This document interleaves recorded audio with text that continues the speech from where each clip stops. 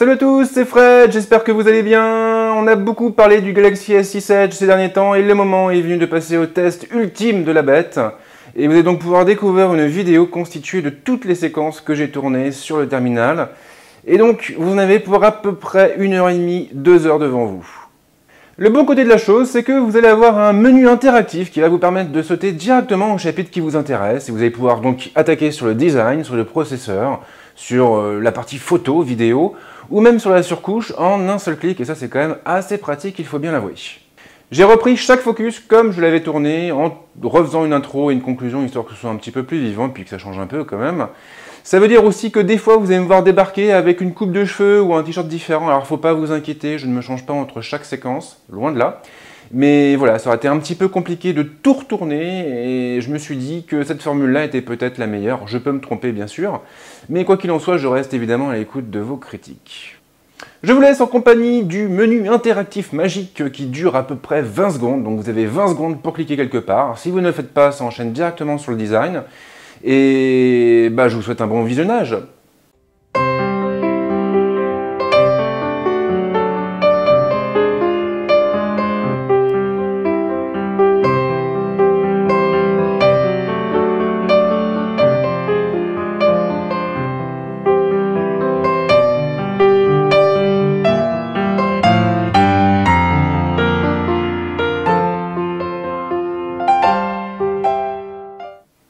On attaque tout de suite avec le design, ce n'est un secret pour personne, mais Samsung a souvent été attaqué là-dessus. On lui a reproché de nous sortir constamment des téléphones en plastique.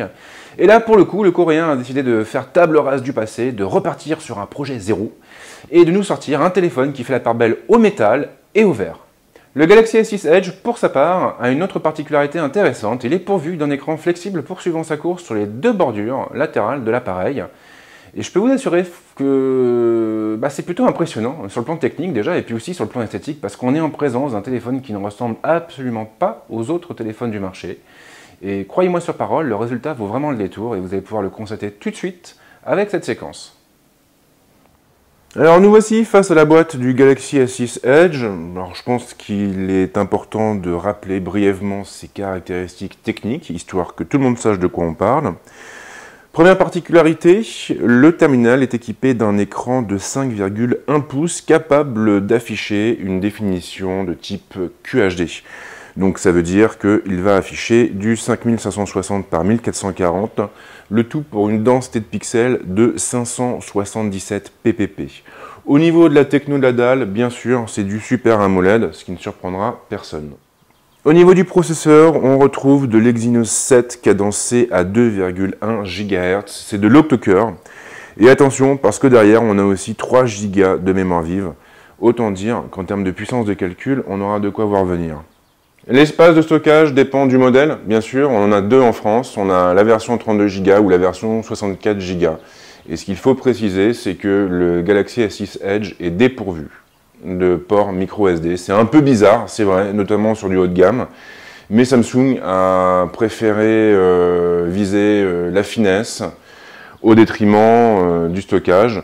Après, il faut quand même préciser qu'avec le téléphone, on aura 100 Go d'offert sur OneDrive pendant 2 ans, donc du coup, on pourra contrebalancer avec le cloud. La partie photo s'appuie sur un capteur principal de 16 millions de pixels couronné d'une optique capable d'ouvrir à focale 1.9, une optique qui est stabilisée, s'il vous plaît. On a aussi une caméra frontale de 5 millions de pixels, donc ça c'est quand même pas mal. Et puis on a le Wi-Fi AC, le Bluetooth 4.1, la 4G, bien sûr, et une batterie de 2600 mAh. Alors ce qu'il faut savoir, c'est que le terminal est compatible avec les chargeurs à induction. Donc vous allez pouvoir le recharger sans pour autant le brancher. Et alors tout ça c'est formidable, mais le moment est venu de passer aux choses sérieuses et donc d'ouvrir la boîte. Alors le packaging il est soigné, joli, mais sincèrement là en l'occurrence je suis surtout excité à l'idée de découvrir ce que renferme la boîte. Donc je l'ouvre et directement on tombe nez à nez face au téléphone. Alors vous le savez, mais le Galaxy S6 Edge se décline en 3 coloris pour l'instant. On a du noir, du blanc et de l'or. Là en l'occurrence c'est le modèle noir black saphir. Donc pour l'instant je vais le mettre de côté. Hop, désolé. Et on va continuer avec les accessoires. Alors déjà on a une petite boîte qui doit renfermer. Hop. Le guide de prise en main rapide, la carte de garantie, et puis tout le bazar habituel. Donc ça, je mets de côté, c'est pas le plus important. Sous cette boîte, nous avons trois choses. Nous avons déjà un câble de synchro qui nous servira aussi à recharger le téléphone quand on le branchera à une prise secteur, ce qui n'arrivera pas souvent puisque on a du rechargement sans fil, et le rechargement sans fil, je vous le dis tout de suite, c'est quand même super pratique. On a le bloc secteur, voilà, avec la petite prise USB ici. Donc ça, c'est du standard. Et bien sûr, derrière, on va trouver le kit main libre que je vais aussi ouvrir. Alors déjà, on peut remarquer qu'il y a des embouts et le casque en lui-même, il avait pas mal fuité avant l'annonce. Et voilà, et on a donc un casque avec un design qui est plutôt joli, qui est plutôt sympathique, qui est assez drôle. Et donc c'est vrai que là-dessus, c'est quand même pas mal. Après, il faut voir au niveau de la qualité sonore, mais bon, là pour l'instant, je ne les ai pas encore mis dans mes oreilles. Donc on verra après. Le câble est plat, donc ça se fait de plus en plus à l'heure actuelle. Et puis ici, on a bien sûr la petite télécommande qui va nous permettre de régler le volume. Et puis un bouton de fonction, un bouton d'action. Il faut rappeler que le S6 et le S6 Edge marquent une véritable rupture dans l'histoire de la gamme. C'est-à-dire que jusqu'à présent, Samsung travaillait beaucoup avec du plastique. Il a d'ailleurs été pas mal attaqué là-dessus. Et sur son nouveau fleuron, il a opté pour des matériaux plus nobles. Donc déjà, qu'est-ce qu'on a? On a un châssis métallique qui maintient deux plaques en verre trempé. On a du verre d'arrière, du verre devant. Et ce qui est très important, c'est que ces plaques sont traitées Gorilla Glass 4. Ça veut dire quoi? Ça veut dire qu'elles sont censées résister aux chocs et aux rayures. L'autre particularité du S6 Edge, c'est bien évidemment son écran, qui n'est pas droit, mais courbé. Alors l'angle est moins marqué que sur le Note Edge, c'est vrai, mais si vous regardez bien ici, vous voyez que l'écran est effectivement rabattu légèrement sur les bordures de l'appareil, et ce, de chaque côté. Alors, ça n'a l'air de rien, mais c'est quand même une sacrée performance technique, il a fallu beaucoup de travail pour en arriver là. Alors après, je ne peux pas vous expliquer ce qu'on ressent quand on a le téléphone en main. C'est pas évident en tout cas à décrire, pas avec des mots. Mais ce que je peux vous dire, c'est qu'on est vraiment sur un produit atypique avec des lignes fuselées, avec des finitions exemplaires. Et ça fait vraiment beaucoup de bien. Comme pas mal de gens, j'étais très déçu par le S4 et encore plus déçu par le S5. Et là, en l'occurrence, on est vraiment sur un produit qui n'a rien à voir avec ses prédécesseurs. Là, on est vraiment sur un téléphone qui est premium et qui n'a rien à envier ni au HTC One M9, ni à l'iPhone 6, ni aux autres téléphones concurrents. L'ergonomie est assez conventionnelle. Sur la tranche gauche, on a deux boutons dévolus au contrôle du volume. Le bouton de mise sous tension se trouve ici, sur la tranche droite. On n'a pas de déclencheur pour l'appareil photo. Sur la tranche supérieure, nous avons la trappe qui donne accès à la carte nano SIM, un petit trou pour la liaison infrarouge, et puis donc sur la bordure inférieure, que je vous ai présenté tout à l'heure, on a le port micro USB, la prise casque, et puis une grille qui dissimule haut-parleur et micro.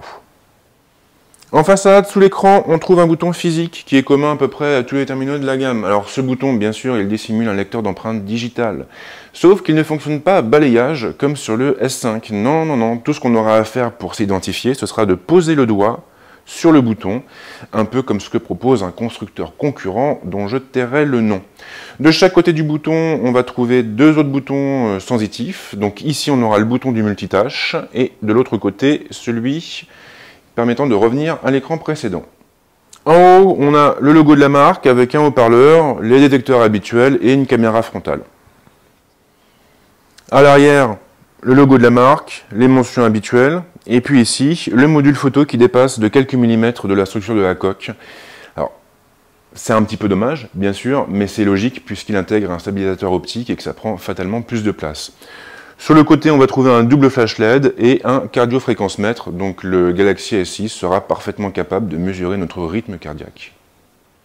Alors Samsung nous a aussi prêté une station de recharge pour qu'on puisse tester cette fonction. Donc j'ai à déballer avec vous rapidement, avant de vous rendre mon verdict. Donc là, déjà, j'ai cassé la boîte, super. Ils vont pas être contents.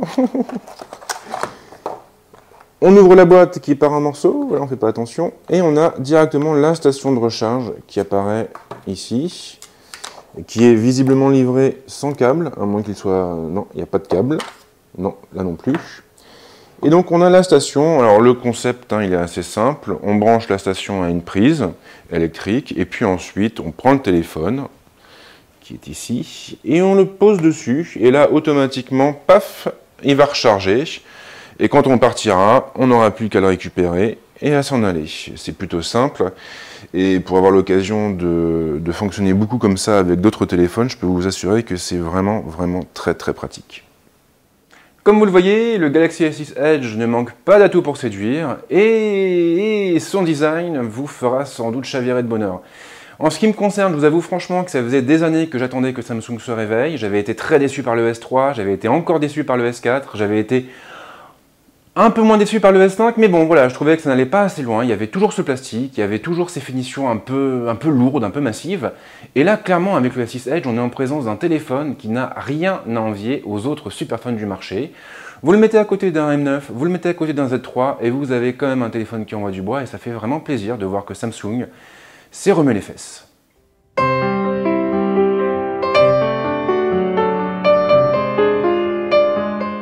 L'écran est sans aucun doute possible l'un des composants les plus importants sur un téléphone, et pour cause, puisqu'il sert d'interface entre l'homme et la machine. Dans cette séquence, on va s'intéresser à l'écran du Galaxy S6 Edge, on va voir un petit peu quel est son rendu en matière de couleur, en matière de luminosité, en matière de contraste, et on enchaînera ensuite en passant en revue toutes les fonctions qui exploitent la flexibilité de sa dalle. Le Galaxy S6 Edge est équipé d'un écran d'une diagonale de 5,1 pouces, un écran qui est capable d'afficher une définition de type QHD, ce qui donne quelque chose comme du 5560 par du 1440 et une densité de pixels de 577 ppp. À titre de comparaison, sur l'iPhone 6, on a une densité de pixels de 326 ppp et sur le Xperia Z3 on monte jusqu'à 423 ppp. La plupart des gens vous diront que c'est pas très utile parce que de toute façon l'œil humain ne peut pas distinguer une densité de pixels au-delà des 300 ppp, du moins pas à une distance de 25 cm. Et ils n'auront pas forcément tort, mais il y a tout de même un point à prendre en considération. Lors du dernier Mobile World Congress, Samsung a aussi présenté un nouveau casque à réalité virtuelle, ou plutôt une nouvelle édition du Gear VR. Une édition qui est spécialement pensée pour le S6 et le S6 Edge. Et justement, le truc, c'est que avec ce casque, eh bien, l'écran du téléphone est divisé en deux parties distinctes correspondant chacune à un œil.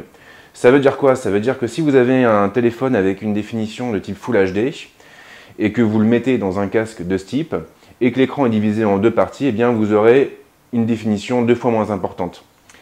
Et du coup, il y aura fatalement un effet de trame sur l'image qui nuira à l'expérience utilisateur. Si Samsung a fait le choix d'opter pour une dalle QHD, ce n'est donc pas uniquement par argument marketing, c'est parce que derrière, ça correspond quand même à un usage très précis. Sans surprise, on est sur un écran de type Super AMOLED. Alors c'est une techno qui a été développée par Samsung, qui est dérivée du LED. Et donc, du TFT. Alors le principe il est simple, c'est que cette techno elle a deux atouts majeurs. Le premier c'est que l'écran prend beaucoup moins de place, voilà, ce qui permet du coup à Samsung de produire des terminaux bien plus fins. Et c'est vrai qu'ici on est quand même sur une épaisseur de 7 mm, donc vous imaginez bien que pour atteindre cet objectif il a fallu faire quelques compromis. Et la seconde particularité de la techno Super AMOLED, c'est qu'elle est moins énergivore puisqu'elle n'a pas de rétroéclairage. Et ça, c'est évidemment une bonne chose, puisque sur le S6 Edge, on a une batterie qui ne dépasse pas les 2600 mAh. Alors tout ça, c'est formidable, mais dans la vraie vie, qu'est-ce que ça donne?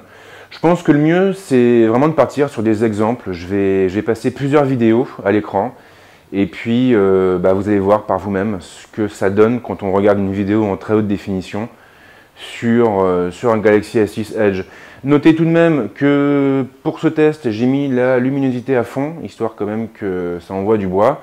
Et puis là, on diffuse des vidéos qui sont hébergées sur YouTube, donc il y a forcément de la compression derrière.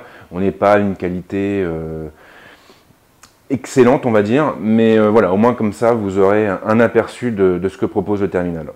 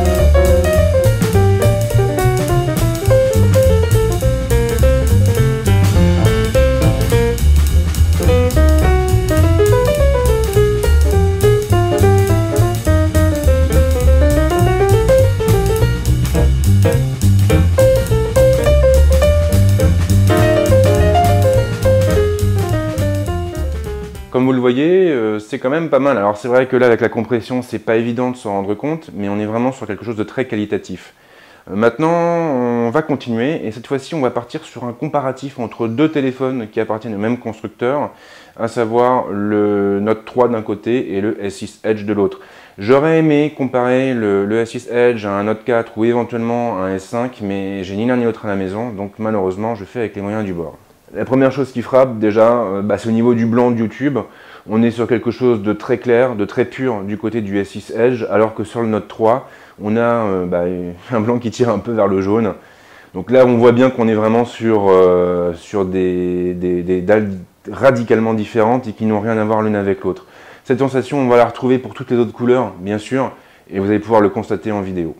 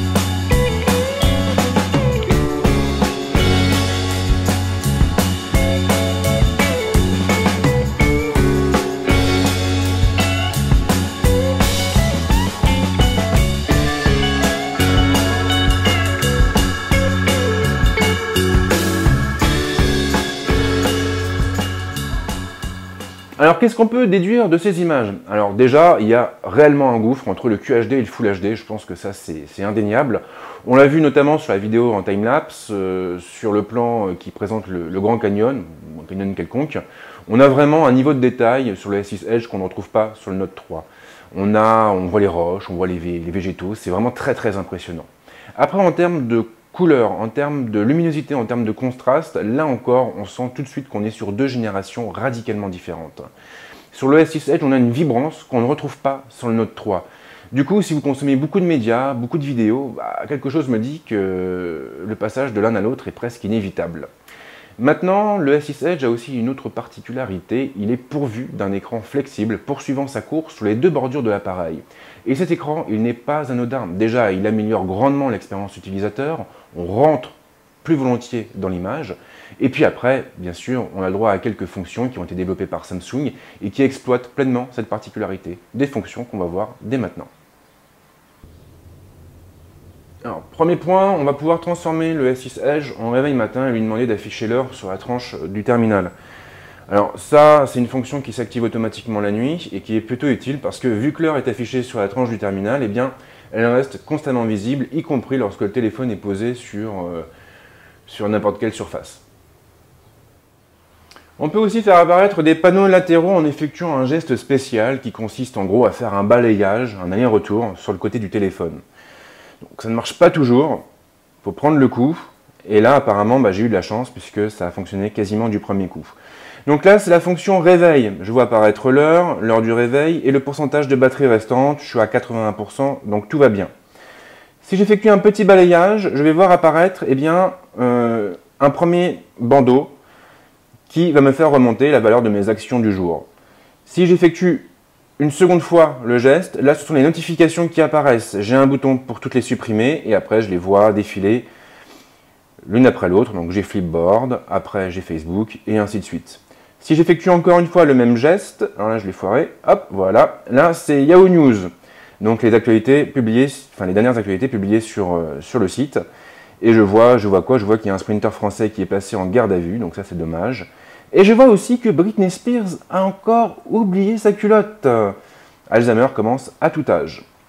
J'effectue encore le geste et là j'arrive sur les tendances Twitter et je vois ce qui cartonne en ce moment. Et étonnamment, c'est Hillary Clinton qui marche bien. Donc voilà, Britney Spears, Hillary Clinton. Si vous devez publier de l'actualité aujourd'hui, vous savez ce qu'il faut faire.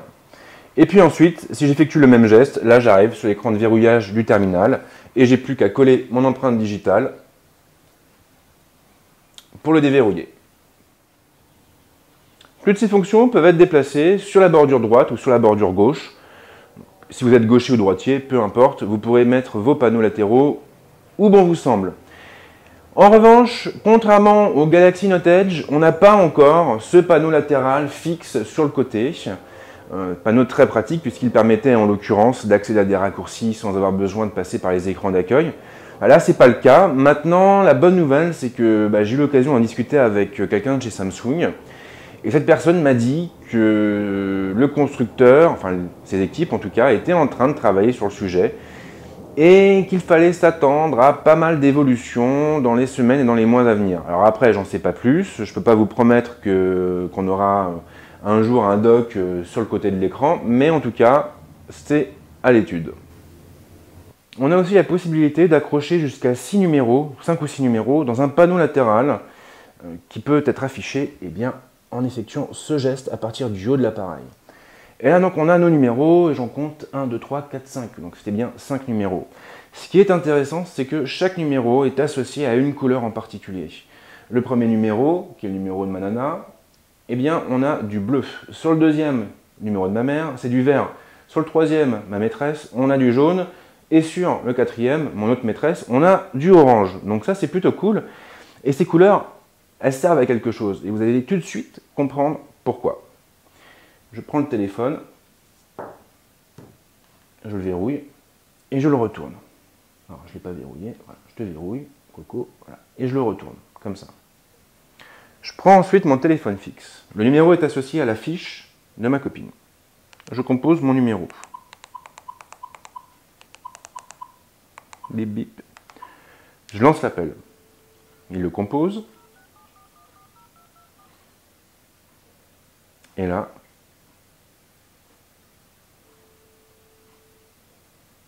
il se passe quelque chose. Vous voyez ici un halo lumineux, un halo de couleur bleue. Le bleu qui correspondait à la couleur associée à la fiche contact de ma nana. Donc ça va vous permettre de faire quoi? Ça va vous permettre de savoir qui vous appelle sans pour autant prendre votre téléphone en main. Donc si vous voulez ignorer l'appel de votre nana ou de votre patron, là, il n'y aura absolument aucun souci. Vous allez gagner beaucoup de temps. Alors ensuite, bien sûr, on va faire un petit tour dans les préférences système. Et on va voir que ce panneau latéral, on peut absolument le personnaliser comme on veut. Donc déjà, dans le menu, on va trouver une zone dédiée aux notifications lumineuses. Donc on a toujours des explications, on a un petit diaporama qui met le focus sur les principales fonctions associées à cet écran. Donc là, on avait les notifications lumineuses, ici on a les contacts favoris, ici on a les flux d'informations, ce que je vous ai montré tout à l'heure, et là on a l'horloge de nuit, que moi j'appelle le réveil. Et puis en bas, bien sûr, on a plusieurs options. Donc dans les notifications lumineuses, je vais pouvoir activer ou désactiver cette fonction. Je vais aussi pouvoir activer la réponse rapide. Donc ça veut dire quoi la réponse rapide? Ça veut dire que j'aurai qu'à prendre mon téléphone et à le mettre à l'oreille pour décrocher.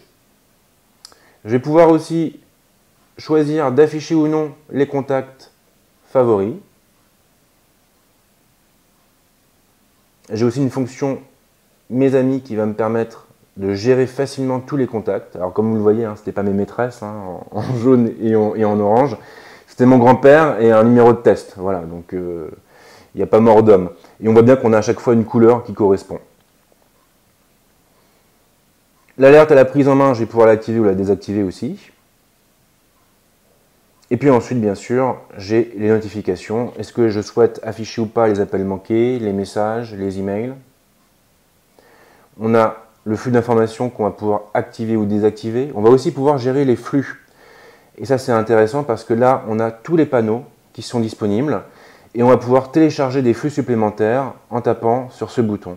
Et là, on retrouve donc une boutique qui est propre à Samsung et qui propose comme ça d'autres bandeaux. Pourquoi ce détail est important? Parce que ça veut dire aussi que derrière, les développeurs et Samsung vont pouvoir rajouter progressivement de nouveaux bandeaux. Et finalement, on va pouvoir personnaliser le fonctionnement du Galaxy S6 Edge comme bon nous semble. Donc ça, c'est très important et je pense que c'est vraiment l'un des points forts du terminal. Alors, hop, je reviens en arrière. Donc ça, c'était pour gérer les flux. On a le paramètre d'expiration. En gros, à partir de quel moment le panneau disparaît. Par défaut, c'est 30 secondes. La météo, on va pouvoir lui indiquer où on réside pour avoir des résultats qui concordent à notre domicile. Et puis il me semble que non, c'est pas tout. On a aussi ici l'horloge de nuit, on va pouvoir lui indiquer les heures à laquelle l'horloge doit s'activer automatiquement.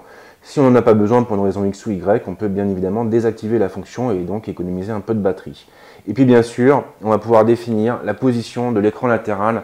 Et ça, c'était le gros défaut du Galaxy Note Edge, c'est qu'on ne pouvait pas le faire. On n'avait qu'une seule bordure incurvée, et c'est vrai que, mine de rien, c'était très handicapant pour les gauchers. Là, avec le S6 Edge, on n'a pas du tout ce problème, et on va pouvoir placer cet écran latéral à droite comme à gauche. Comme vous le voyez, l'écran du Galaxy S6 Edge est vraiment splendide. On a un rendu qui est magnifique, le QHD est juste merveilleux, c'est une explosion pour les yeux. Si vous consommez beaucoup de vidéos, c'est sûr que vous allez être sensible à cet argument. Maintenant, est-il parfait? Eh bien non. Et en ce qui me concerne, finalement, j'ai relevé un défaut qui touche au niveau du rendu des couleurs. On est sur une dalle AMOLED et mine de rien, eh bien, c'est vrai que ça se ressent au niveau des couleurs. On a des couleurs qui sont très saturées, qui sont très vives, bien plus que sur une dalle de type LCD. Alors, c'est pas forcément gênant, tout dépend de ce que vous faites de votre téléphone. Maintenant, si vous êtes photographe, par exemple, eh bien, ça risque de vous poser problème, parce que du coup, vos clichés ne reflèteront pas forcément la réalité, et ça, il faut bien l'avouer, c'est un petit peu dommage. En dehors de ça, pour les vidéos et pour les jeux, pas de problème, le Galaxy S6 Edge vous donnera entière satisfaction.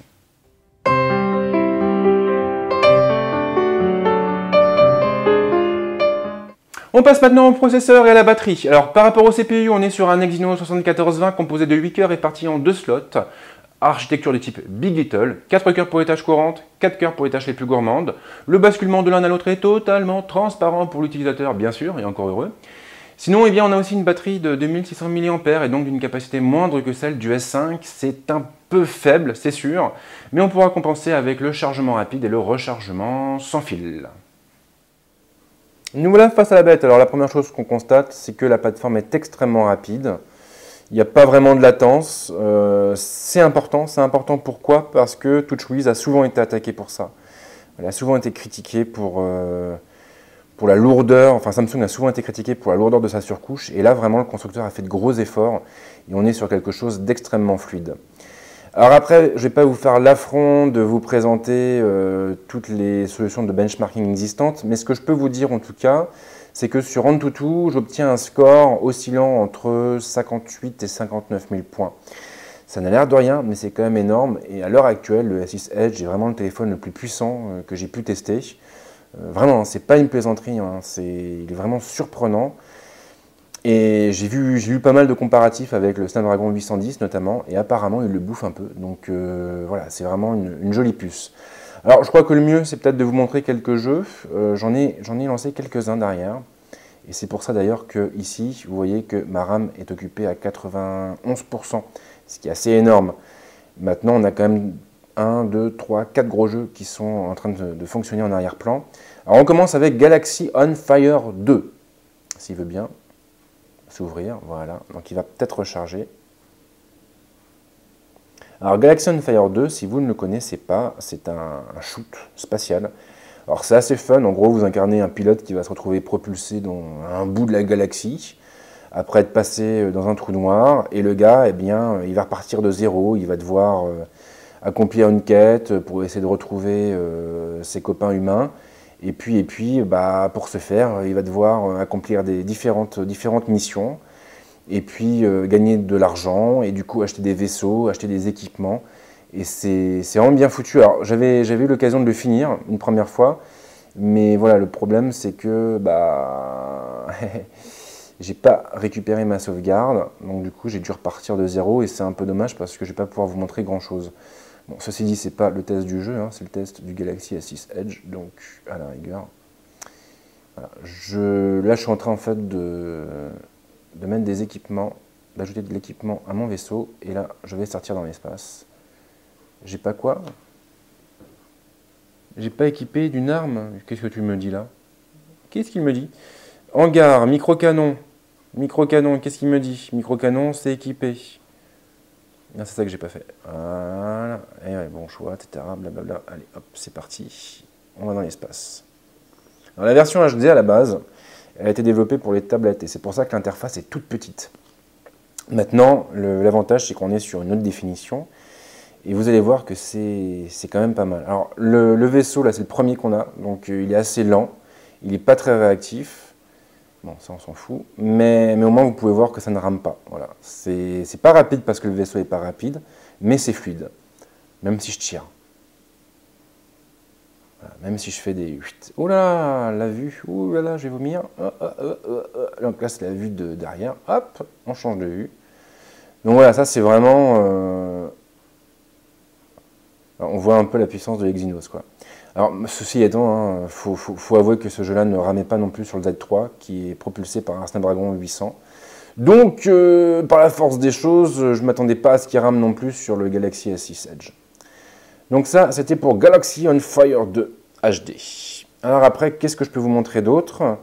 Alors, j'ai pas beaucoup de jeux, hein, je vous avouerai que je ne joue pas, je ne suis pas un grand joueur. Alors, on a Godus. Alors, Godus... Si vous ne le connaissez pas, c'est un jeu qui a été développé par le créateur de Populous. Alors bien sûr, si tu as 15 ans dans les baskets et que tu es né avec Call of Duty, tu ne connais pas Populous. Et c'est bien dommage parce que c'est vraiment, ça a marqué notre histoire.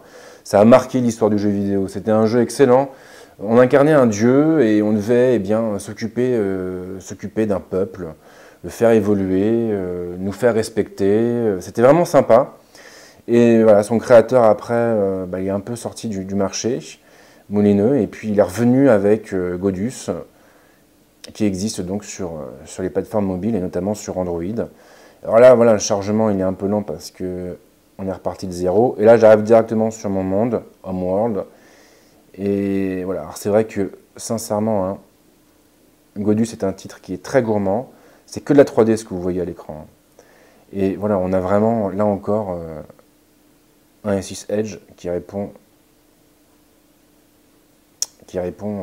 parfaitement. Il n'y a rien à dire. Sincèrement, c'est extrêmement fluide. Là, en l'occurrence, c'est plus fluide que sur le Z3, j'ai l'impression. Et puis après, donc, qu'est-ce que je peux vous montrer? Si, je vous ai quand même préparé Limbo. Alors là, c'est un peu particulier parce que c'est pas un jeu ultra gourmand en 3D et tout, mais c'est un titre qui est vraiment excellent. Et voilà, c'est un jeu un peu barré. Vous incarnez un gamin qui part à la recherche de sa sœur, qui a disparu dans un monde bizarre, obscur.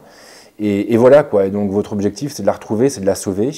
Sauf que y a plein d'épreuves qui vont se dresser sur votre chemin et vous allez devoir utiliser votre cerveau et puis aussi un peu vos bras pour vous en sortir. Donc là, par exemple, je suis en train de pousser une caisse qui devrait me permettre de faire quelque chose. Je ne sais pas quoi.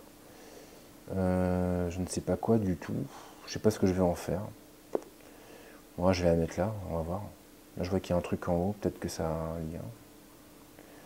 Il y a de l'eau aussi, c'est assez bizarre. Voilà. Alors, c'est vraiment un très très beau jeu. Ça fait un peu peur des fois, j'avoue. Quand vous avez des grosses araignées qui sortent du décor et qui essayent de vous attraper, sincèrement, vous ne faites pas votre malin. Mais voilà, après, c'est vrai que c'est quand même un beau jeu. Vraiment un très beau jeu même. Et donc là, ce que j'ai fait ne sert à rien, puisqu'il y a un trou, c'est ici que j'aurais dû mettre un truc, je pense. Ouais. Et donc là, je vais me noyer. C'est formidable. Ouais, je suis mort. Bon. Donc voilà, en termes de puissance de calcul, il n'y a pas grand-chose à en dire. Et puis en plus, on a quand même des outils qui sont bien faits et qui nous permettent d'avoir le détail sur la RAM occupée. Et là, je vois en l'occurrence que c'est Limbo qui consomme le plus de ressources. Et bien sûr, si on en ressent le besoin, on peut tout fermer pour libérer de la RAM. Et là, automatiquement, le téléphone va nettoyer la RAM. Et on va retomber, on va gagner 600 mégas, donc on retombe à 71%. C'est pas mal quand même. C'est pas mal du tout. Même chose pour le stockage d'ailleurs, je vous montre rapidement. On a aussi un petit graphique qui nous permet de savoir où on en est. Et donc de supprimer après des données inutiles. Et là, je vois que sur les 32 Go, j'occupe déjà 59%. Ça fait quand même très très mal. Le moment est venu de parler de l'autonomie du téléphone. Alors quand je l'ai récupéré chez Samsung, sincèrement, j'étais un petit peu déçu. Pourquoi? Parce que j'arrivais à tenir en gros une journée avec une seule charge, avec un maximum d'une journée et demie en faisant très très attention et en activant tous les économiseurs d'énergie possibles et inimaginables. Donc, c'était pas l'idéal. Mais entre-temps, le constructeur a déployé 2 mises à jour de sa surcouche. Et puis surtout, il a mis à jour une de ses applications mobiles qui s'appelle Samsung Push Services. Et depuis l'installation de cette nouvelle version, eh bien, j'ai l'impression que ça se passe beaucoup mieux. Si je vais sur l'écran dédié à la batterie, je vois qu'il me reste 51% de batterie. Pour un temps d'utilisation restant estimé à 12 heures. C'est pas énorme quand même. Mais si j'appuie sur ce bouton, là j'ai plus d'infos. Déjà, je vois que ma dernière charge remonte à hier midi, et donc il est 13h53.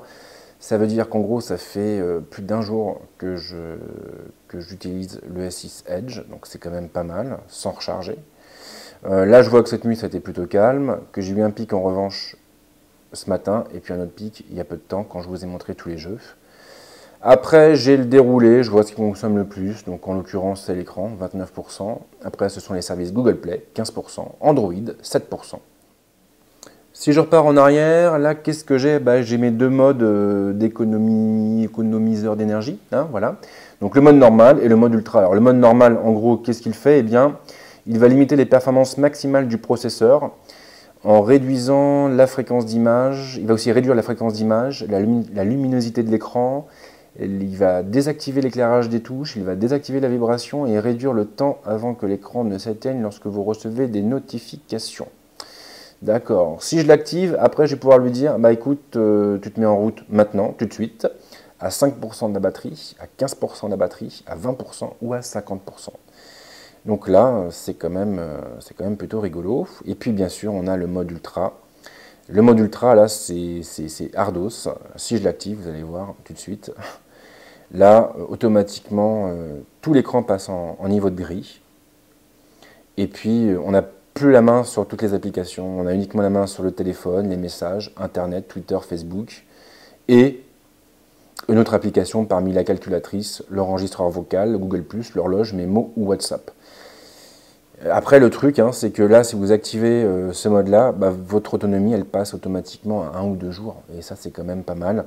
Et ici, vous avez un plus qui vous permet d'accéder aux paramètres, à certains paramètres, et donc de jouer encore, d'aller encore un peu plus loin en jouant avec le Wi-Fi, le Bluetooth et les réseaux mobiles. Donc c'est quand même, voilà, ce mode ultra, il est quand même très utile quand vous partez par exemple en week-end, que vous avez oublié votre chargeur, et que vous attendez un coup de fil important, voilà, vous l'activez au moment où vous êtes sûr que vous allez pouvoir prendre cet appel. Donc c'est quand même pas mal d'y avoir pensé.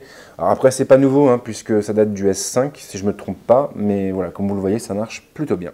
Le Galaxy S6 Edge est clairement un monstre de puissance. Aucun jeu, aucune application, aucune vidéo ne lui résiste. Par contre, pour l'autonomie, le constat est un peu moins bon avec une batterie de 2600 mAh. On ne peut pas faire de miracle et on ne pourra pas dépasser une journée et demie avec une seule charge, du moins pas sans activer l'ultra économiseur d'énergie. Maintenant, en bidouillant un peu, en faisant attention, on pourra quand même s'en sortir et sinon, vous pourrez toujours investir dans une batterie d'appoint.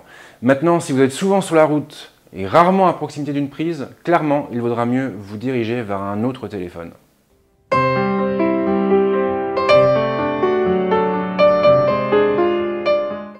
Ce n'est un secret pour personne, les téléphones portables, les smartphones sont en train de prendre le pas sur les compacts numériques. Et pour cause, parce qu'ils ont un atout de taille dans leur manche, ils sont toujours au fond de notre poche. On les a donc toujours sur nous, prêts à shooter. Sur ce terrain, Samsung a fait pas mal d'efforts, c'est vrai. Et sur le Galaxy S6 Edge, on retrouve un très très bon capteur qui est capable de prendre de très belles photos et de très belles vidéos. Dans cette séquence, on va se pencher évidemment sur ses caractéristiques techniques et puis on enchaînera avec un petit comparatif entre le Galaxy S6 Edge, le Xperia Z3 et le Lumia 930. On terminera ensuite avec l'application mobile développée par Samsung, une application qui met la barre très haut et qui devrait faire plaisir à pas mal de monde. Sur le Galaxy S6 Edge, on va donc trouver un capteur de 16 millions de pixels et contrairement à ce qu'on pourrait croire, il n'est pas produit par Samsung mais par Sony. Il s'agit du capteur IMX240 que l'on retrouve également dans le Galaxy Note 4. Samsung a donc fait le choix de se détourner de sa propre technologie. Maintenant, l'avantage de ce module photo, c'est qu'il intègre aussi une optique stabilisée qui est capable d'ouvrir à focale 1.9. Le Galaxy S6 Edge devrait donc être en mesure de capter davantage de lumière, d'autant que son capteur est plus grand que la normale. Mais ça, bien sûr, c'est pour la théorie. Et vous, ce qui vous intéresse, c'est de savoir ce que vaut le téléphone en pratique dans la vie de tous les jours. Et là, je pense que le mieux pour y répondre, c'est tout simplement de partir sur un comparatif et de voir comment le S6 Edge s'en sort face à un Xperia Z3 ou à un Lumia 930. J'ai procédé à différents tests dans différentes ambiances lumineuses. J'ai pris des photos, j'ai capturé des vidéos en extérieur, en intérieur, dans des environnements sombres. Et toutes ces séquences, toutes ces images, vous allez les voir tout de suite pendant que je vais les commenter. La première chose qui surprend avec le Galaxy S6 Edge, c'est la rapidité de son autofocus. Il est loin d'égaler celui du LG G3, c'est vrai, mais il fait mieux que le Z3 et que le Lumia 930 sur ce terrain. Ensuite, eh bien, tout va dépendre de votre sujet et des conditions lumineuses de votre scène. En extérieur et en plein jour, on a un très beau piqué au centre, moins bon sur les côtés. La dynamique est correcte, notamment au niveau des ombres. Et le rendu global est plutôt proche de celui du Z3, même s'il est moins bon que sur le Lumia 930. En intérieur, on a le même constat, on a une belle dynamique, on a un beau piqué. Maintenant, les couleurs tirent un peu trop sur le jaune. Et c'est vrai que là-dessus, le Lumia 930 a quand même une longueur d'avance.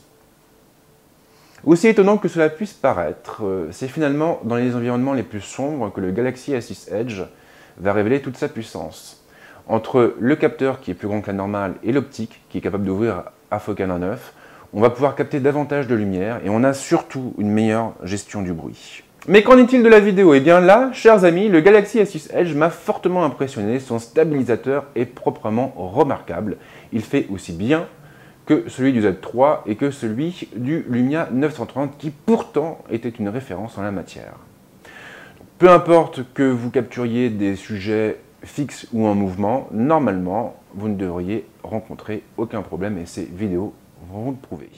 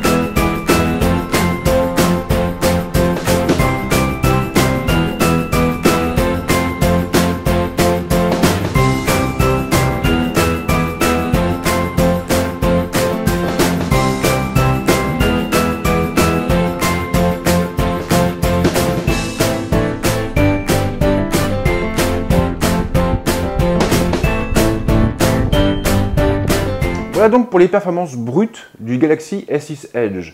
Maintenant, le moment est venu de passer à l'application mobile développée par Samsung et de voir un petit peu ce qu'elle propose.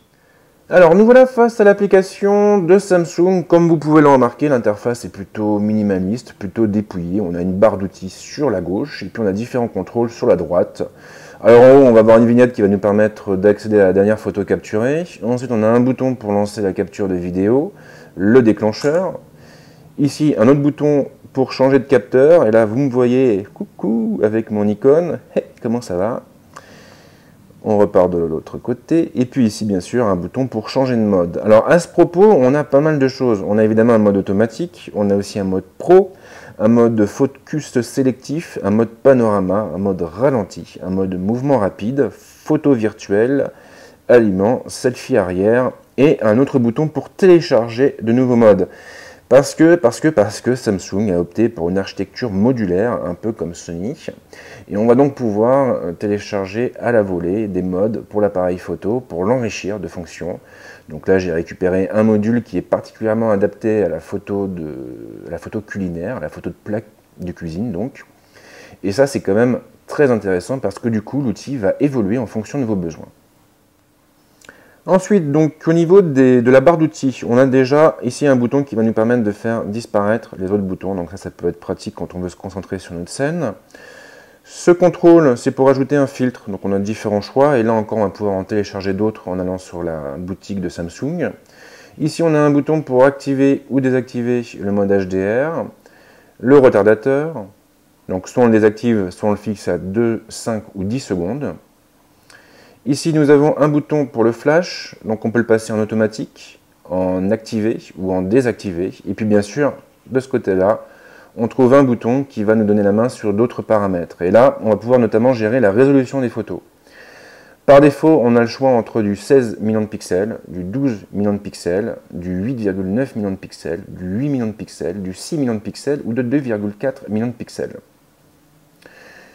Pour les vidéos, là encore on a pas mal de choix. Le Galaxy S6 Edge peut filmer en VGA, bien sûr, en HD, en Full HD à 60 images par seconde, en QHD ou en Ultra HD. Alors là, ça veut dire qu'on va pouvoir monter jusqu'au 3840 par 2160, ce qui est quand même pas mal.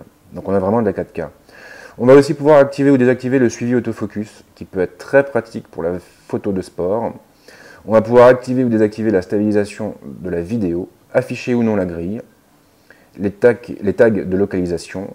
On va aussi pouvoir évaluer les photos, donc ça peut être intéressant quand on veut faire un premier tri. On a le lancement rapide qui va nous permettre de démarrer l'appareil photo en appuyant 2 fois sur la touche Home.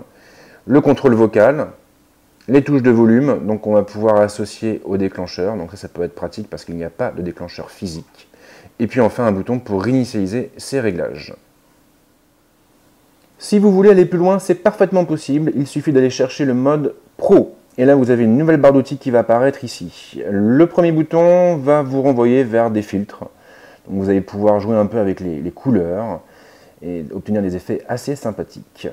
Ensuite, vous avez tout simplement le mode macro, enfin, c'est comme ça que je l'appelle, qui va vous permettre de faire la mise au point, de la régler finement. Et ça, ça peut être très très utile, notamment pour les photos d'objets, de sujets fixes. Ensuite, vous avez la balance des blancs. Et là encore, vous allez vraiment pouvoir faire pas mal de choses et jouer un maximum avec les ambiances lumineuses. Et puis, bien sûr, vous avez la sensibilité. Donc là encore, vous allez pouvoir la pousser pour compenser le manque de lumière. Et enfin, vous avez la mesure d'exposition. Et vous pouvez booster un peu l'exposition, là encore, pour faire entrer plus de lumière.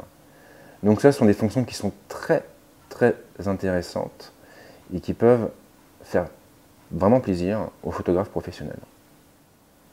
Toujours en mode pro, vous allez aussi avoir un nouveau bouton ici qui va vous permettre de gérer le mode de mesure. Et là, vous allez pouvoir passer de la mesure pondérée centrale à la mesure matricielle ou même à un spot. Donc, du coup, là encore, pour les scènes les plus difficiles, vous allez vraiment pouvoir prendre la main sur la mesure et obtenir un résultat qui corresponde au maximum à vos envies et à vos attentes. Alors après, toujours au niveau des modes, on a aussi quelque chose qui est assez drôle, c'est la photo virtuelle. Alors c'est pas évident, je vais essayer de faire un truc. Hop, voilà, je tourne autour de mon sujet. Et là, automatiquement, du coup, je vais obtenir une photo un peu bizarre.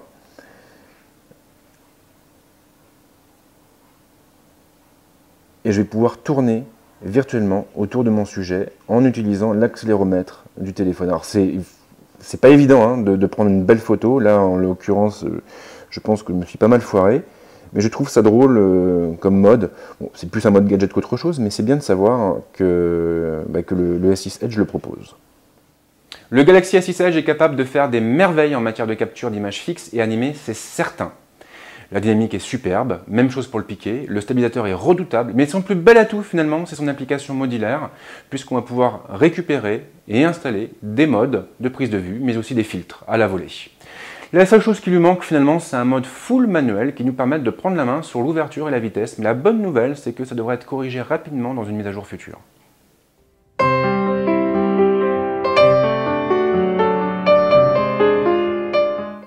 Et le moment est venu de passer au vif du sujet et d'attaquer avec la surcouche du constructeur et donc avec la dernière version de TouchWiz.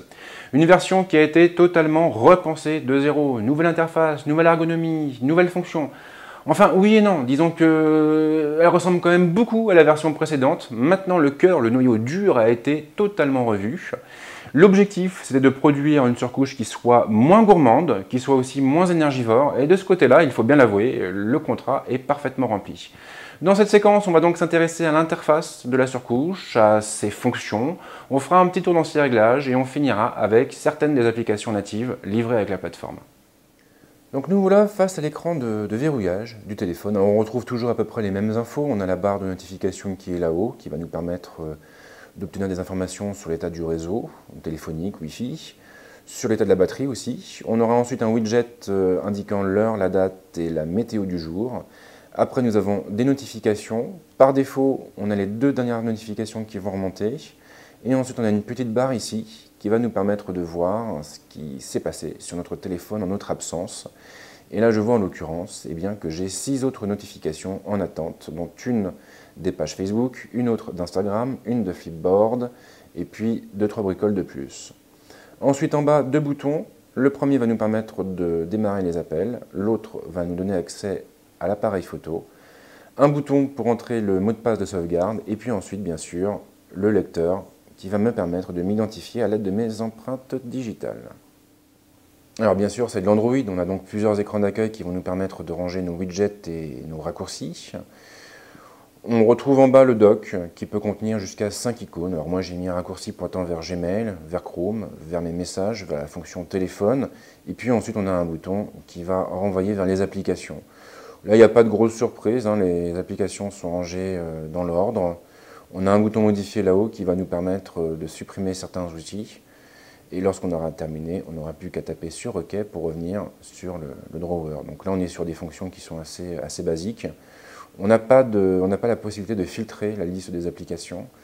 On n'a pas de panneau latéral pour modifier leur ordre d'apparition. C'est un petit peu dommage. Maintenant, au moins, on a quelque chose de simple et qui est suffisamment accessible pour être utilisé par le plus grand nombre. Pour activer le centre de notification, on fait un balayage du haut vers le bas, ça ne change pas. Là, on a pas mal d'infos. Déjà, on va retrouver l'heure et la date tout en haut, bien sûr. On a aussi un bouton modifié qui va nous permettre de changer l'ordre des raccourcis en bas. On a une roue crantée pour accéder aux paramètres. Ici, les raccourcis rapides. Donc là, on va pouvoir activer ou désactiver le Wi-Fi, le Bluetooth, la lampe, ce genre de choses. Une réglette pour régler la luminosité de l'écran, avec une case à cocher qui va nous permettre d'activer l'éclairage automatique. 2 boutons. Le premier pour ouvrir le S-Finder, qui est un peu le moteur de recherche universel intégré à TouchWiz. Un autre bouton pour lancer la connexion rapide à d'autres terminaux. Et puis ensuite, on aura les notifications qui apparaîtront dans des tuiles, dans des cartes, à la suite les unes des autres. Et on aura aussi un bouton en bas qui nous permettra de toutes les supprimer. L'accès au multitâche se fait par l'intermédiaire de ce bouton sensitif. Et là, on a automatiquement toutes les fenêtres des applications en cours d'exécution qui apparaissent à l'écran. Et on peut les faire défiler en faisant glisser le doigt du haut vers le bas ou du bas vers le haut. Ça fait longtemps que TouchWiz permet de faire cohabiter 2 applications sur le même écran et bien sûr le Galaxy S6 et le Galaxy S6 Edge sont compatibles avec ce mode. Si on repart du multitâche, on voit que certaines applications ont une icône spéciale représentant 2 rectangles placés l'un sur l'autre. Lorsque cette icône est apparente, ça veut dire tout simplement que l'application associée est compatible avec ce mode. Alors le mieux, c'est encore de partir d'un exemple. Je vais prendre Twitter et je vais appuyer sur cette icône. Là, automatiquement, l'application va venir se placer en haut de l'écran. Je vais pouvoir ensuite aller chercher dans la partie du bas ma seconde application. Grâce à ce système, je vais pouvoir explorer mes différentes timelines sans aucun souci. Si j'ai besoin de redimensionner une fenêtre, je prends le bouton et je tire vers le haut ou vers le bas pour l'agrandir ou la rétrécir. Si j'appuie sur le bouton central, je vais aussi faire apparaître une barre d'outils regroupant différentes options. Et là, je vais pouvoir intervertir ou permuter les fenêtres. Je vais aussi pouvoir activer le copier-coller entre 2 zones. Je vais pouvoir accrocher une fenêtre dans un coin. Et là, ça veut dire que si je rappuie sur le bouton, elle passera en fenêtre volante. Et ça, c'est assez cool parce que du coup, on va pouvoir la placer où on veut. Pour revenir sur la position d'avant, je prends le bouton, je tire vers le bas ou vers le haut. Et là, comme par magie, l'application reprend sa place originale. Ensuite, toujours avec ce petit bouton, je vais avoir un autre bouton qui va me permettre d'agrandir la fenêtre en plein écran ou de la fermer avec la croix. La question que vous vous posez sans doute, c'est de savoir si cette fonction est vraiment utile au quotidien. Alors là, il n'y a que vous qui puissiez répondre, hein, tout dépend de l'utilisation que vous faites de votre téléphone.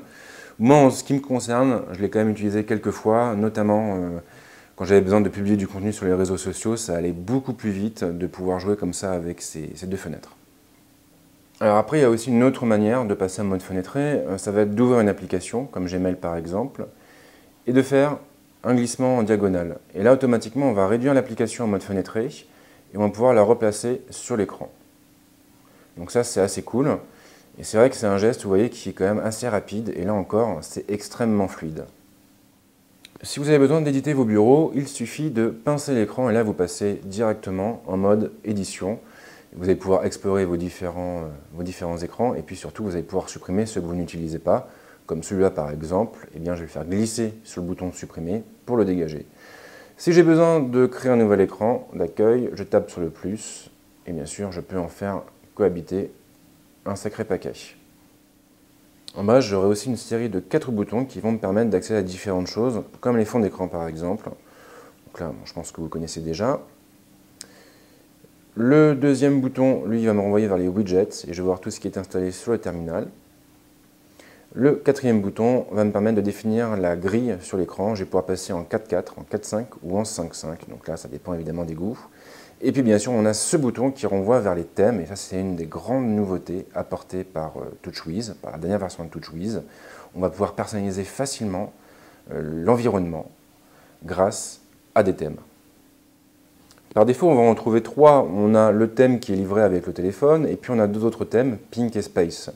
Si vous voulez en activer un autre, comme Space, il faut taper sur la vignette, et là vous serez automatiquement redirigé vers la boutique de Samsung, avec un bouton pour le télécharger.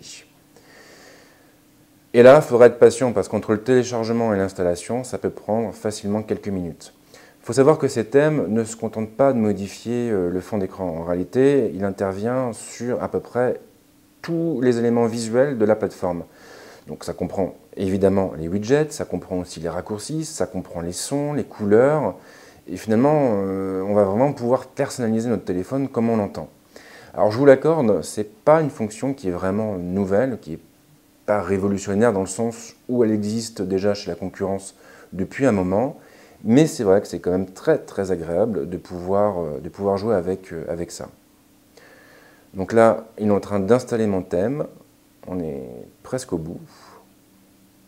Il ne reste plus qu'à taper sur le bouton « Appliquer » pour l'activer, le mettre en place. Et là, automatiquement, on se retrouve face à un nouveau téléphone qui n'a plus rien à voir avec ce qu'on avait avant. Et c'est vrai que c'est quand même assez rigolo et plutôt bien foutu. Donc évidemment, derrière, c'est une plateforme qui est complètement ouverte, donc vous pouvez très bien vous rendre dans la boutique et télécharger plein de thèmes différents. Alors aux dernières nouvelles, j'en avais compté à peu près une dizaine. Maintenant, la liste devrait s'étoffer considérablement dans les semaines et dans les mois qui viennent. Et puis il y en a vraiment pour tous les goûts, c'est ça qui est agréable. On a des choses qui sont très très colorées, d'autres qui sont plus discrètes. Et finalement, je pense que chacun va pouvoir y trouver son compte. Donc c'est vraiment, pour moi, c'est vraiment une très très bonne idée. Et ça fait partie de ces choses qui peuvent pousser à l'achat d'un S6 ou d'un S6 Edge. Alors maintenant, je vous propose de passer au réglage. Alors j'oublie sans doute plein de choses, hein, mais bon voilà, c'est vraiment un tour d'horizon plus qu'une étude poussée. Donc au niveau des paramètres, on a 2 zones. On a une zone paramètres rapides ici qu'on va pouvoir personnaliser, et puis après on a tous les paramètres qui se suivent et qui sont regroupés par thème. Alors ça c'est intéressant parce que du coup, si vous utilisez souvent certains réglages, vous allez pouvoir les mettre en avant et les faire remonter. J'avoue que c'est pas bête d'y avoir pensé. Dans connexion, on va trouver tout ce qui a trait au Wi-Fi, au Bluetooth, au mode hors ligne, au point d'accès mobile pour transformer votre téléphone en modem 4G. On aura aussi un menu pour accéder à l'utilisation des données, et là on verra un peu ce qu'on consomme. On verra quels sont nos pics, on verra quelles sont les applications qui demandent le plus de ressources. Donc là, en l'occurrence, par ressources, hein, j'entends bande passante en réalité. Là, je vois que c'est surtout Facebook qui consomme de la bande passante et Spotify, du moins chez moi. Chrome arrive en 3e position, et puis après, j'ai tous les autres outils habituels avec Netflix, Flipboard et ainsi de suite. On a aussi donc une rubrique consacrée au réseau mobile, au NFC et au paiement. Donc ça, c'est pour tout ce qui a trait à Samsung Pay, qui est l'autre nouveauté apportée par le Galaxy S6 et le Galaxy S6 Edge. Manque de chance, pour l'instant, on ne peut pas en profiter en Europe, donc j'ai pas pu tester la fonction. On a aussi une zone consacrée à l'appareil avec les sons et les notifications. Donc là, on va pouvoir vraiment faire pas mal de choses. On a un mode ne pas déranger qui est très pratique. Bon là, je l'ai activé pour éviter d'être justement dérangé. En gros, ça consiste à quoi? Ça consiste à couper les notifications, les appels, les SMS, les alertes pour une période donnée.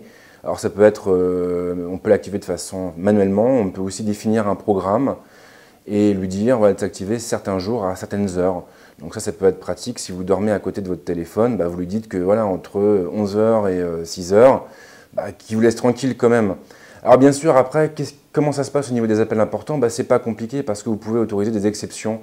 Et vous pouvez lui dire voilà, de faire quand même passer des alarmes, des appels, des messages en provenance des contacts favoris uniquement. Alors après, vous pouvez régler les choses de façon très fine, mais ça, c'est quand même une fonction qui est ultra pratique. Et j'avoue que je l'utilise beaucoup. Après, nous avons tout ce qui touche à l'affichage. Donc là, on va pouvoir régler la police, on va pouvoir régler la veille de l'écran. On va pouvoir activer le Smart Stay. Donc ça veut dire quoi? Ça veut dire que globalement, tant qu'on tient le téléphone en main, il ne se mettra pas en veille. Donc ça évite évidemment qu'il nous squeeze. Nous avons aussi le mode d'écran. Alors là, on a 4 solutions. On a l'affichage adaptif. Donc là, ça veut dire qu'il va tout régler automatiquement. On a l'affichage cinéma AMOLED. On a l'affichage photo AMOLED et on a l'affichage basique. Alors tous ces affichages sont très proches les uns des autres. Maintenant, il y a quand même des nuances. Là, je vois pour photo AMOLED, on a quand même une dynamique qui est plus marquée. Pour le cinéma AMOLED, on va avoir des tons qui seront peut-être un peu plus neutres, plus adaptés au film. Donc ça, c'est quand même assez sympa si vous avez envie de rentrer dans les détails. L'écran de veille, je pense que c'est pas la peine de rentrer dedans. L'écran latéral, je l'avais déjà évoqué, c'est tout ce qui a trait au côté incurvé en fait de l'écran. Donc on va pouvoir activer les notifications lumineuses, les contacts favoris, les notifications. Là, je vous renvoie vers le passage consacré à ce sujet. Et puis on a aussi une rubrique consacrée aux mouvements et gestes. Donc ça, ce sont tous les gestes intelligents qui sont propres à TouchWiz. On a les appels directs par exemple, et là on va pouvoir appeler le contact en portant le téléphone à l'oreille. On a aussi les Smart Alerts, donc ça veut dire quoi? Ça veut dire que s'il se met à vibrer, si on le prend en main, il va se mettre à vibrer pour nous dire qu'on a reçu des appels ou des messages non lus. On a une fonction aussi pour le passer en muet, donc tout ce qu'on a à faire, c'est de le prendre et de le retourner face contre terre. Et puis on a une fonction, le balayage pour capturer, qui va nous permettre de faire une capture d'écran en faisant un geste comme ça. Bon, ça marche pas toujours, là en l'occurrence, ça marche pas. Mais voilà, c'est assez rigolo. Alors j'aurais bien aimé que la liste s'étoffe un petit peu. Là, j'ai l'impression qu'on trouve toujours les mêmes gestes. J'espère donc que Samsung va corriger le tir assez rapidement quand même. Après, on a aussi un menu pour associer les applications à des tâches. Donc ça, c'est plutôt cool. Avec des boutons qui nous renvoient notamment vers le gestionnaire d'applications. Et là, on va pouvoir les supprimer, faire du ménage, savoir ce qui consomme le plus de mémoire et ainsi de suite. Donc ça, c'est des fonctions qui sont propres à Android, il me semble, puisque j'ai à peu près la même chose sur mon Z3. Ensuite, nous avons une rubrique personnelle. Alors là, c'est tout ce qui touche à la customisation avec les fonds d'écran, les thèmes, l'écran de verrouillage, la confidentialité des données. Alors là, en l'occurrence, on va pouvoir activer ou désactiver le mode privé. Ça, c'est assez cool. On va pouvoir du coup protéger l'accès à nos données. Je vais aussi pouvoir signaler les infos de diagnostic, envoyer des messages SOS. Alors ça va me permettre, voilà, je ne connaissais pas en fait, je le découvre en même temps que vous. Si j'appuie 3 fois de suite sur la touche marche-arrêt, ça va envoyer une alerte à mes contacts d'urgence quand je suis en danger. Donc ça peut être très utile en cas d'agression notamment, d'autant qu'on va pouvoir joindre un enregistrement audio ou joindre des images. Alors je ne connaissais pas du tout cette fonction et je trouve ça tellement intelligent, surtout par les temps qui courent. Après bien sûr, faudra avoir la présence d'esprit de le faire. quand on se fera agresser, ce qui n'est pas toujours évident. Et puis après, nous avons le mode simplifié. Donc ça, c'est pour passer dans un mode basique, adapté aux enfants et puis aux gens un peu âgés, si je puis dire. On a des options d'accessibilité. Alors ça, voilà, il y a encore beaucoup de choses. Je ne vais pas vous faire toute la liste parce que c'est énorme. Sachez simplement que si vous êtes malvoyant ou si vous avez des problèmes d'oreille, vous pouvez très bien activer ces options et du coup profiter au mieux de votre téléphone. On a aussi ici tous les comptes paramétrés sur le terminal, donc compte Evernote, Facebook, Google, Twitter, Office et ainsi de suite. Et puis après un bouton qui est consacré à la sauvegarde et à la réinitialisation du téléphone. Donc si vous avez besoin de réinstaller votre téléphone, c'est là que ça va se passer. Si vous voulez sauvegarder vos données, vous pourrez le faire en passant par votre compte Samsung ou autre. Donc ça, c'est quand même assez complet aussi. Et si on ne trouve pas ce qu'on recherche, on pourra taper sur ce bouton. Et là, on n'aura plus qu'à taper. Voilà, j'avais tapé S-Voice par exemple parce que je n'arrivais pas à trouver les réglages. Et puis là, automatiquement, il va m'afficher les applications ou les réglages associés. Alors, on passe maintenant aux applications natives. Comme vous le savez déjà, avec TouchWiz, la dernière version en tout cas, Samsung a fait le choix de lever un peu le pied et de livrer moins d'applications. Donc non seulement il livre moins d'applications natives, mais en plus on retrouve les applications Microsoft. Donc ça c'est la grande nouveauté. Microsoft et Samsung ont signé un petit accord pour pousser les applications de Microsoft sur tous les terminaux produits par Samsung. Je ne suis pas certain que Google soit super ravi, mais voilà, en tout cas, ils ont fait leur truc dans leur coin et j'avoue que c'est plutôt pas mal. Alors, au niveau des applications Microsoft livrées par défaut, on a OneDrive, OneNote et Skype, donc quand même les trois outils qui sont les plus utilisés dans le monde, en tout cas sur nos téléphones. Alors après, je ne vais pas vous présenter tous les outils non plus parce que sinon, il y en aura pour des heures. Je vais vous présenter des outils que j'aime beaucoup et celui que j'aime le plus, c'est Earth, pardon, donc j'arrive jamais à le dire. Mais alors c'est vraiment un super outil, parce qu'on a un suivi complet de toute notre activité. Et bon, autant vous le dire clairement, je ne bouge pas beaucoup, je sais, c'est pas bien, je sais, il faudrait que je fasse des efforts et je sais aussi, mais voilà, peu importe. Donc quoi qu'il en soit, on a différentes cartes qui sont présentées. On a ici un diagramme qui représente la durée de notre activité du jour.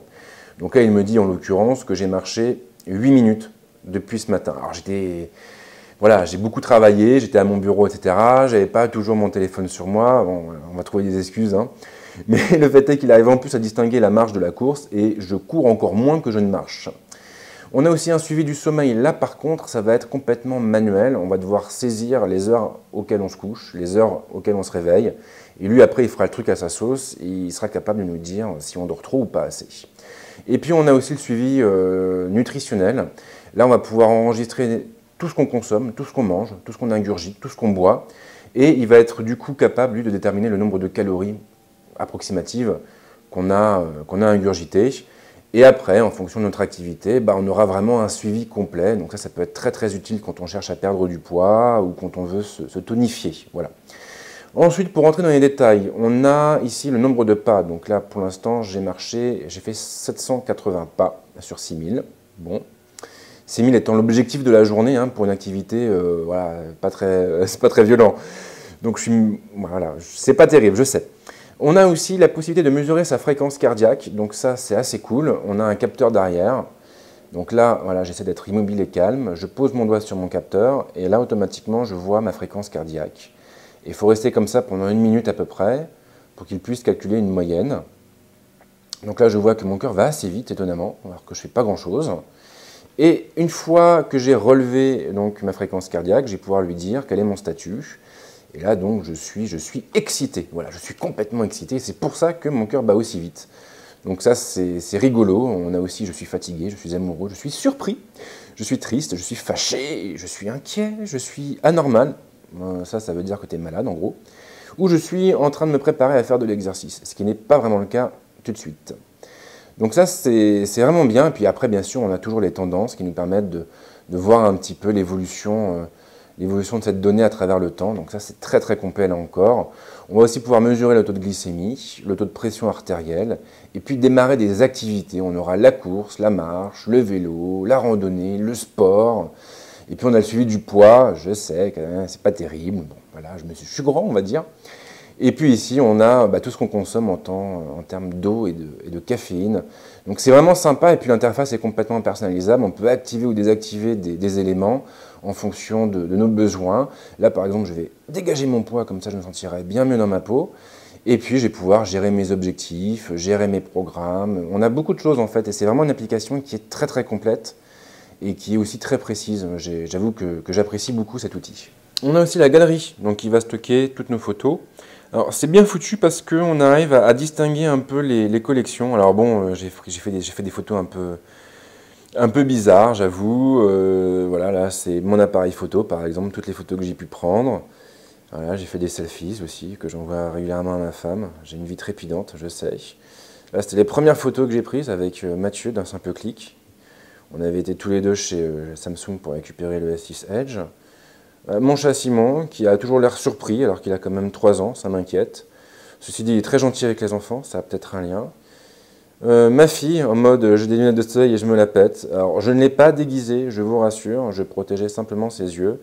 Et ouais, j'ai eu envie de prendre des photos parce qu'elle avait vraiment une drôle de tronche. Et voilà, donc bon, j'ai pas rentré dans les détails, mais c'est vrai qu'on a beaucoup de choses. On a les downloads aussi qui sont ici. Donc dès que vous avez téléchargé quelque chose, ça va être ajouté à ce dossier. Après, on a aussi un dossier pour tout ce qui est background défocus. Donc c'est ce qui vous permet de gérer la profondeur de champ, de l'émuler en tout cas, comme si vous shootiez avec un réflexe. Et là, automatiquement, toutes les photos prises avec ce mode vont être stockées dans un dossier complètement dédié. Alors là, je ne sais pas pourquoi, ça sont toutes les vidéos en fait, voilà, toutes les vidéos que j'ai tournées avec ma fille. Voilà, on s'amuse beaucoup elle et moi, elle aime beaucoup se prendre en vidéo et c'est très rigolo. Les browsers photos, les caméras, alors voilà, bon, j'ai fait des têtes de con, je suis désolé, c'était pas prévu, j'aurais dû faire le ménage. Les photos éditées, les photos qui font peur, les photos d'Instagram aussi, ça c'est plutôt pratique parce que du coup... on retrouve toutes les photos d'Instagram au même endroit, donc ça c'est chouette. Ouais, cette tortue est magnifique. Je l'ai prise dans une animalerie. Vous vous en foutez sans doute, mais j'adore les tortues, voilà, c'était pour dire ça. C'est pas très intéressant, mais passons. Là, c'est quand je bats ma belle-fille, quand je fais semblant en tout cas, pour faire rigoler sa mère. Là, le photo editor, c'est les photos retouchées. J'avoue que j'ai beaucoup retouché. Donc il y a vraiment beaucoup de choses, hein. C'est une application qui est simple, qui est intuitive et qui est agréable à utiliser. Elle est très très fonctionnelle. Alors, mon autre application préférée, c'est l'application de l'appareil photo, mais ça j'en ai parlé avant. C'est vraiment un outil qui est exceptionnellement simple à utiliser, qui est complet et qui est modulaire. On va pouvoir rajouter des filtres, rajouter des modes, et ça c'est vraiment l'éclate. Après oui, bon, on a le composeur téléphonique, il n'y a pas grand chose à en dire, si ce n'est qu'on va pouvoir définir comment dirais-je, des contacts préférés, des contacts favoris, et qui auront plus de droits que les autres, notamment lorsqu'on basculera le téléphone en mode ne pas déranger. Et puis après, oui, il y a la calculatrice, il y a l'horloge. Alors là, je vous montre tout ça avec le nouveau thème. Bon, voilà, vous le voyez que ce thème-là, il personnalise aussi les applications natives. Normalement, elles n'ont pas cette tête-là. Sachez sinon qu'on a beaucoup d'outils, c'est-à-dire qu'on a tout pour gérer ses mails, on a tout pour gérer ses agendas, on a tout pour naviguer sur Internet, on a tout pour gérer ses contacts, sa musique, ses vidéos. Donc l'offre est quand même complète. C'est sûr qu'en termes d'applications natives, Samsung n'a pas envié ses concurrents. Je ne vais pas vous mentir, je n'ai jamais été fan de TouchWiz, mais vraiment jamais. Ceci étant, avec le S6 Edge, Samsung a fait de gros efforts. Alors c'est vrai qu'il n'a pas réinventé la roue non plus, on retrouve toujours à peu près les mêmes fonctions et les mêmes applications. Ceci étant, la plateforme est extrêmement réactive et finalement très agréable à utiliser. Je n'ai pas constaté le moindre ralentissement durant toutes ces semaines de test, alors que j'ai quand même pas mal poussé la bête. Et j'avoue que ça fait vraiment du bien, on sent que Samsung a décidé de faire table rase du passé et c'est une très bonne nouvelle.